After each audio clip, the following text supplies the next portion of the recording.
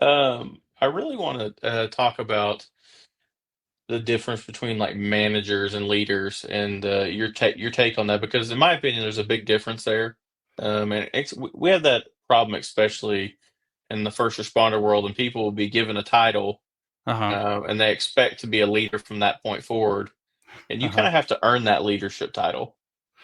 Well, you do. And as I was getting prepared for our conversation, and doing some research about, the roles of management in the first responder world, and the titles and the confusion between manager and leader is really common. But I don't know if this will be helpful, but I thought it might be helpful to think about management and leadership and those questions and make a distinction between, management and leadership when you're on scene, when the stuff is happening, and then management and leadership, at the unit or squad level or department level or agency level.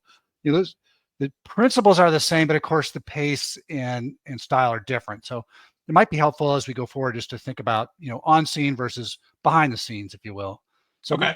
if that's useful. But your question about the difference between manager and leader is, they're not different people. So a manager is someone who helps people work together. Again, you can picture that when you're on scene, stuff's happening, right? And you're going by instinct and training.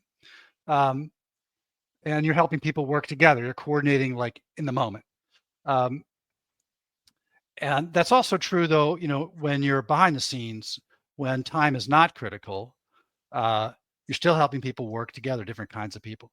Now, so a manager is someone who helps people work together, right? You can picture that. All first responders can picture that on scene, certainly. And then a leader is someone who inspires people to take a risk. And here's the thing, they are not different people.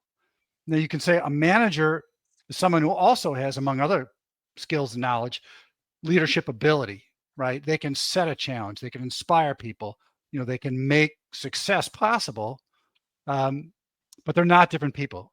And there's so much confusion. We kind of, it's just sort of an ego thing to say you're a leader instead of a manager. Somehow that's more important, but it really doesn't make any sense. You just maybe a manager without strong leadership ability. I mean, you could also say you're a leader without strong management ability. Um, there was a Secretary of State, James Baker, years ago said, a leader is someone who knows what to do and then does it. Sort of captures that two sides of the same person. So it's really important, I think, not to break through that confusion.